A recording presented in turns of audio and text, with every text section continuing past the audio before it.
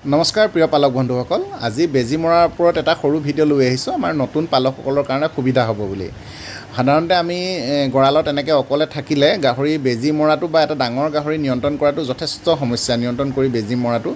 গতিকে কাণত ধৰি ডিঙিৰ মাচুলত মাৰিব পাৰি, কিন্তু কথাটো কি, ইমান উৎপতীয়া গাহৰি কিছুমান থাকে যে ইমানে জঁপিয়াই আমনি কৰে, চাওক এতিয়া ৰৈ দিয়া নাই বেজীটো মাৰোঁ বুলি ক'লে। গতিকে কাণত ধৰি মাৰিব পাৰি, কিন্তু কেতিয়াবা আমনি বেছি কৰিলে 2-3বাৰ খোজ খাবলগীয়া হয়, বা তাতে এডাল আৰ্টাৰী ভেন বুলি ভেন এডাল থাকে, সেই ভেনডালত যদি কেতিয়াবা নিদুল লাগেগৈ গৈ আমনি কৰিলত, উৎপাত কৰিলত, তেতিয়াহ'লে আকৌ সমস্যাৰ সৃষ্টি হয়। গতিকে সহজ উপায় হ'ল এইটো, যে এটা বস্তা যদি পিন্ধাই দিয়া হয় আৰু যিমানেই উৎপাত কৰা গাহৰি নহওক, যিমানেই ডাঙৰ পাঠা গাহৰি নহওক, সি গৈ এটা সময়ত হয়তো 2-3 মিনিটলৈকে আমনি কৰিব, পিছত গৈ এটা চুকত গৈ হ'লেও ৰৈ দিব। এতিয়া দেখিছেনে তাই কি ধুনীয়াকৈ এইজনীটো বস্তাটো পিন্ধোৱাৰ লগে লগে ৰৈ দিলে।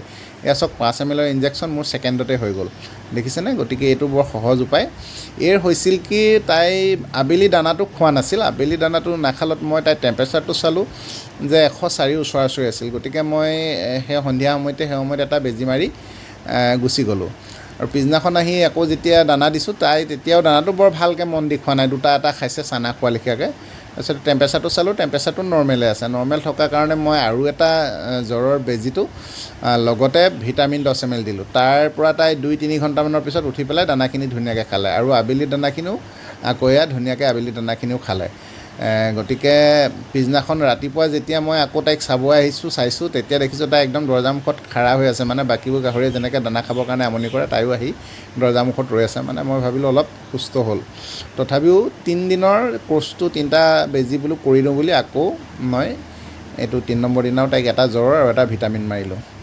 গতিকে দেখিছেনে কিমান সহজ। আপোনালোকক দেখাবৰ কাৰণে মই এইফালে ঘূৰাই লৈছোঁ, চাব। একদম বস্তাটো পিন্ধাই দিলে হ'ল, আৰামত ৰৈ দিয়ে হা। আপোনালোকে এনেকৈ কৰিব পাৰিব।